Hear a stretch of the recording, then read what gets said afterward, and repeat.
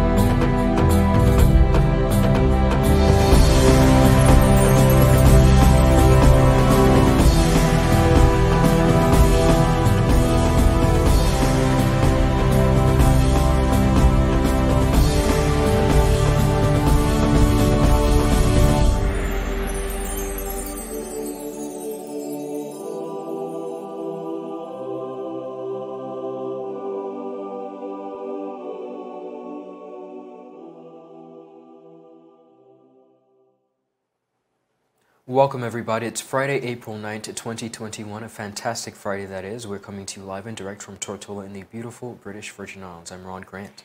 And my name is Javon Wilson. So happy that you could be winding down our news week with us here at 284 News. Lots to jump into, beginning with great news. I think the entire territory by now is celebrating that after a year, the government of the Virgin Islands has finally fully lifted our territory-wide curfews. This means that business and personal activities can resume fully, but of course on the very strict COVID-19 protocols that were outlined by our health officials. As it relates to the sea, we see the private boats can now be allowed on the water up until 12:30 a.m. So again, very great news for the territory as we move forward. We also see local employers embracing a no jab, no job policy, essentially telling employees that they must vaccinate or else. And this isn't just the only local business we're hearing about, Oil Nut Bay, but that is not the only local business we've been hearing essentially making threats to employees. So we plan to get into what the government is saying on this and what employees should know about their rights. On the international scene, very, very tragic news. Rapper DMX has died following a cardiac arrest that was today after days of being in a coma. Now, sources close to him have said that the heart attack was drug-induced, but that is yet to be confirmed by medical professionals. Of course, our hearts and prayers are with his family, friends, and fans of, I think, a man that is definitely going to go down in the history as it relates to rap. As well, sad news for the United Kingdom. Prince Philip, the husband of Queen Elizabeth II, has died at 99. Now, a statement from the Buckingham Palace said, and I quote, it is with deep sorrow that Her Majesty the Queen has announced the death of her beloved husband, His Royal Highness, the Prince Philip, Duke of Edinburgh. Now, His Royal Highness passed away peacefully this morning at Windsor Castle. What a sad day for England and I think the rest of the world as we remember the life and the legacy of Prince Philip. Yes, and also DMX, of course. Continuing on the summary level, 1 in 3 persons are said to be suffering from anxiety and other mental illnesses after COVID-19, says a recent study. Expiration date, believe it or not, for the vaccines are fastly approaching, and that is of huge concern to us here in the territory of the Virgin Islands. And Ports Authority did not follow cabinet instructions on new fees, says the leader of government business, believe it or not, Information Officer Diane Drayton. She has also confirmed that yesterday evening a shooting incident took place in the Bellevue area where one man was hospitalized after being shot. Now, he is said to have been ambushed while walking his dog between 6:30 to 7 p.m. And shot twice. Now, we, of course, are still following that story, but we will make more information available once it becomes All right, viewers, we'll head straight into it. Now, 3 local ferry operators are vehemently opposing the BVI Port Authority decision to approve a new ferry operation as we near the international seaport reopening come April 15th. Now, during an exclusive interview with us here at 284 Media, the operators yesterday said, given the present situation, it is unfair and blatantly disingenuous that the board would approve yet another carrier in light of the fact that the borders have remained closed for the past 13 months, which of course has resulted in some operators severing staff and essentially parking their vessels in some instances. Now, despite reports that the ferry was already approved, the acting managing director of the BVI Port Authority, of course, Mrs. Maynard, had previously said that this is under consideration. She said, and I quote, "It was before the board, but there are a number of things that have to be addressed before the ferry operator is allowed into the mix at this time. It all depends on the documentations and how those are processed," she said. Now, viewers, the ferry operators have since come forward and said that that information, of course, being portrayed by the BVI Port Authority is completely false, adding that they would have received a call last Saturday from the board indicating that the new ferry was already approved and that they should make space.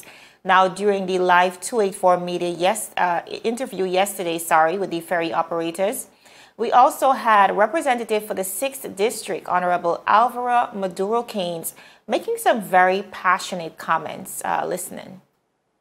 I have a question coming in from our live. It's actually Honorable Alvaro Maduro Keynes. She's saying, so if you want to open a shoe store, you're telling me a readable study will have to be done to see if I can sell shoes? Like, really? Do you think Tom owns a shoe store and I'm going to see if I can open one, if he will say yes? Really now, people, what is your response to that? I'm surprised that Minister Keynes would ask a question like that because it's apples and oranges. We're providing a service, in essentially a public service, and in a market that's declining. So if you wanted to go on Main Street and open a shoe store, that's your prerogative. That cannot be compared to the ferry industry. It's just like gas stations. You know, here in St. Thomas now, they're actually getting ready to do a moratorium on gas stations because they're just way too many. That's exactly what we're going through now with the ferry industry. We have too much equipment floating out here at a high cost to the operators that are doing it. And in an oversaturated market, an oversaturated declining market, because our numbers are nowhere what they used to be. Last year, we kept most of our boats parked up, except on Saturdays when the bulk of passengers would travel. So if we already were feeling the pinch prior to COVID, one would imagine now is not the time to add anything to it. So I'm really surprised that the minister would not understand what our plight is. And again, this is why we have said the things that we've said. And it has nothing to do with personal feelings. It has to do with how our government, through the politicians that we've elected, find that balance between keeping what the existing businesses are and growing our economy, seeing where needs are and not stifling existing businesses by allowing excess of certain things. That's all that is. So shoe store and ferry boats doesn't go hand in hand. Now, viewers, as you can see, the current ferry operators remain firm on their stance. They say this decision will cause irrevocable financial harm and is now calling on the board to rescind its decision until a feasibility study is done. Now, Ron, a few things to go over here as it relates to our conversation with the ferry operators. First of all, they said that the decision was not only made without proper consultation with the ferry community, but they're saying that this message was delivered on a holiday, which indicates to them how insensitive the board is towards, their businesses and their needs. They also mentioned that the government should have done a feasibility study to really determine if indeed there was a need or any shortages to begin with. And finally, they are asking the government to revoke its decision.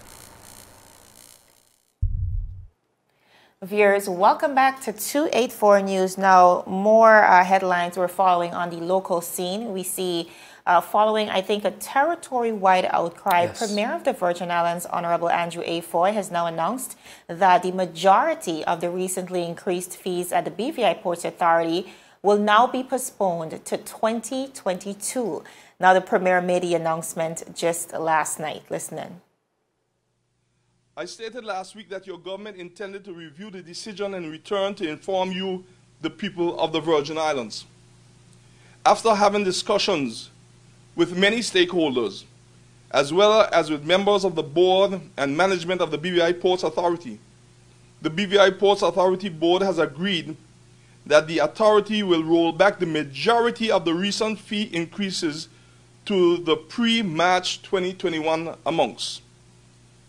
This means that the majority of the fees that formed part of the fee schedule to take effect from May 2021 are postponed. Furthermore, the BVI Ports Authority has informed that the majority of the announced Port Authority fee increases will now be postponed until 2022. Now, viewers, the Premier did go on to say, and I quote, "This means that the majority of the fees that formed part of the fee schedule, they are now postponed." Now, the fee adjustments, which were initially announced in January, came into effect on March 1st, resulting in increases of up to 500%. This was met with contentious cries, as many businesses are already facing financial constraints and struggling to stay open in the midst of the COVID-19 pandemic. Just earlier this week, 284 Media sat down with a few business owners who were really frustrated with the increases, and they had quite a lot to say. Let's listen. Ms. Maynard this morning mentioning that the increases are not as significant as we have perceived it to be. However, on the other side of that scale, Mr. Kettle saying we have gone from a licensing fee of $500 to $2,500 in some cases. How significant do you think this is? And I really want you to break that down as much as you can, because ultimately this is for the consumer who supports your businesses, for them to understand really how it's going to trickle down to them. Do you want to take Javon, I just did a few numbers, and just since the increases, I average about 30%. That's my cost of delivery for my goods to my customer, from when they're ordered in the U.S. to shipping, delivered on island, duty paid, and off to the customer. I'm estimating that our costs, and it's a small sample set, but I'm estimating that our costs on parts will now be 45 to 50% over what we purchased them for, landed, going to the consumer. So I'm estimating that their change, is going to reflect a 15 to 20% price increase for my end user, for everything that we ship in, which is substantial. As far as within the marine 3%, yeah, the 3% inflation rate that they noted this morning.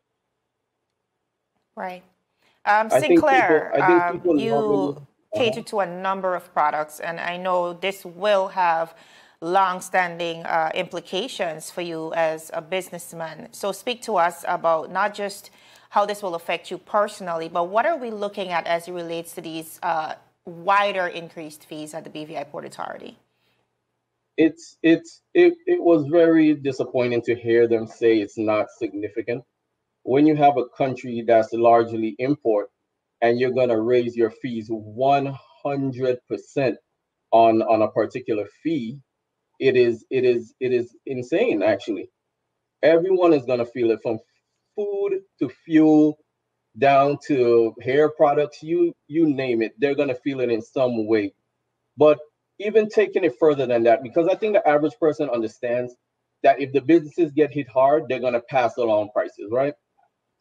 I'm even more deterred about new businesses coming in, people that want to seek capital, people that want to get into the market. Eventually, when you keep these fees so high and the shipping costs if anyone has been paying attention, since COVID, shipping costs itself has doubled, right? Customs department gets a percentage plus shipping. So now you're paying an extra percentage on your increased shipping plus an extra 100% on your wharfage.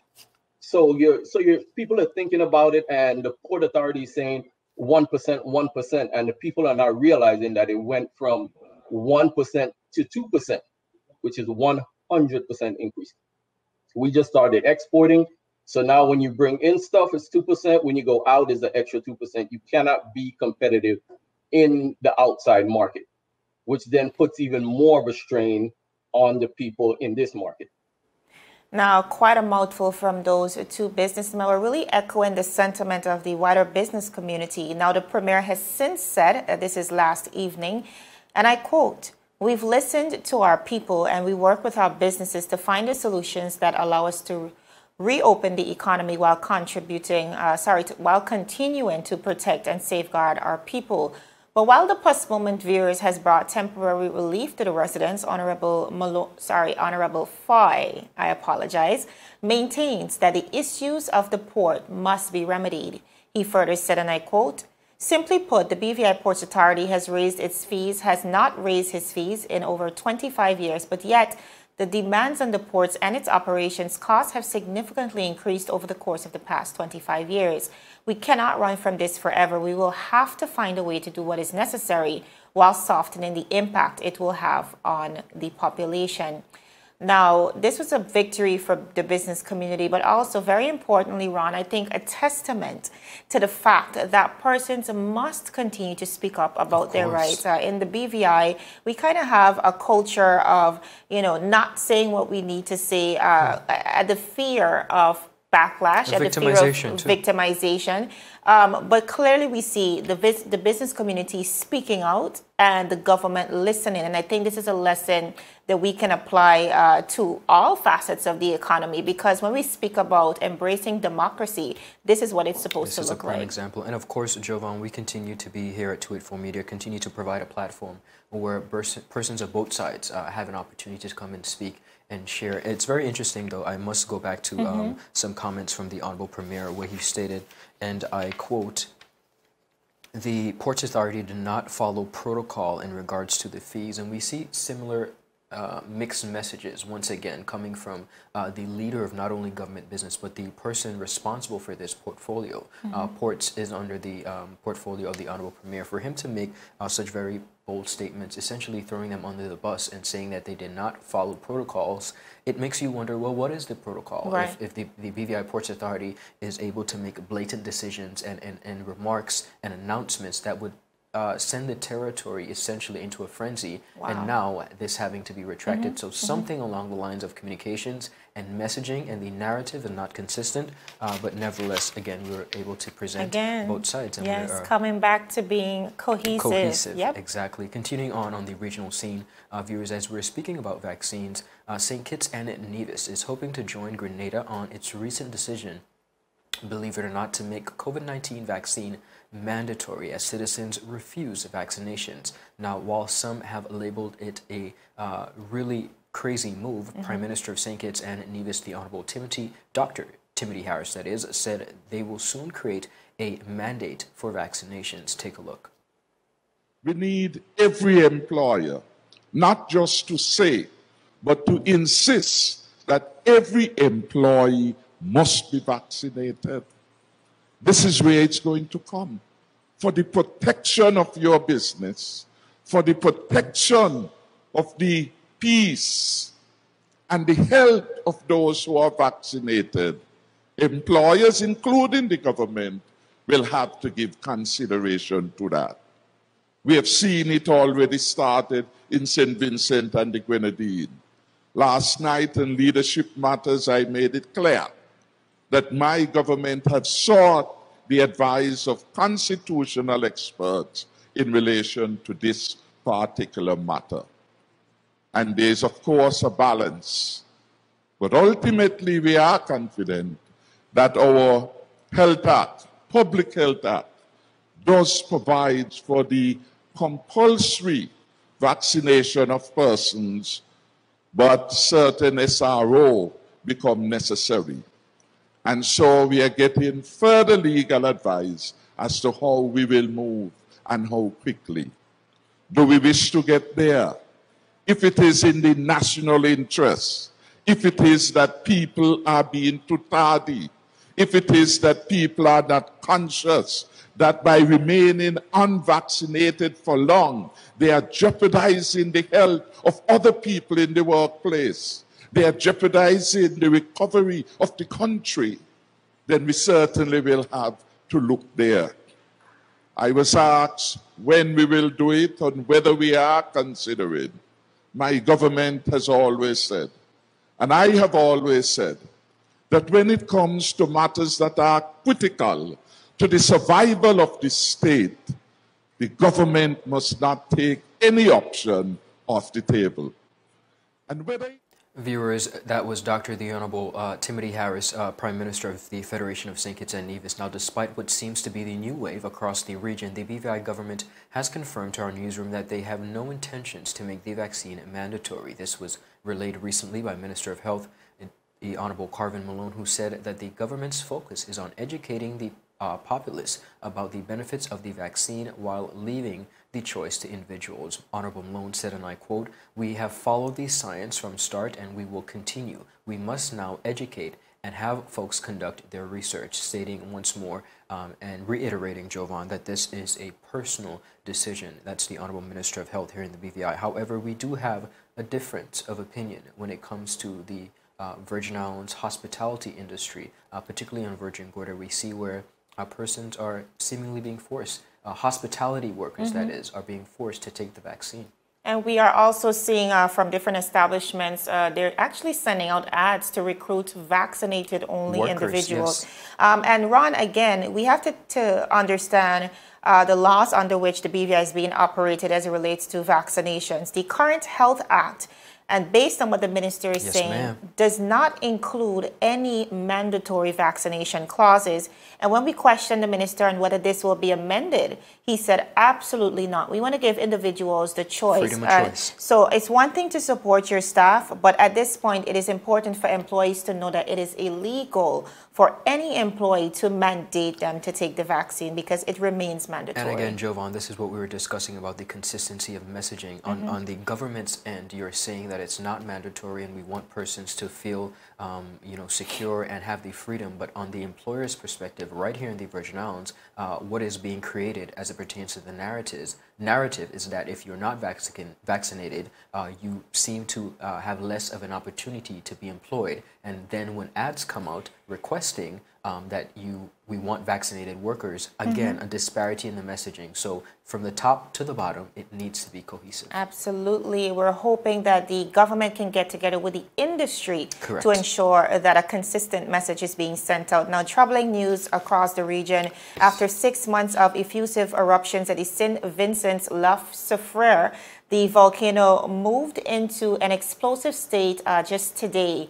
Friday, and persons who are in that red zone area, just about 20,000 persons have been forced to evacuate. Now, we're hearing that there has been a few explosions around, but that is not the worst of it. Definitely, the experts are saying the worst is yet to come. We have seen mandatory evacuations. Yes. We have also seen countries across the region already saying we are going to welcome persons to come and stay here, including St. Lucia. So here at 284 Media, we reached out to the government of the Virgin Islands, the Honorable Premier of the Virgin Islands, Honorable Andrew Foy, have said, and I quote, "We have pledged to assist in any way that we can that is deemed necessary. We must always be there for each other, especially our Caribbean brothers and sisters." We're keeping them in our prayers, viewers.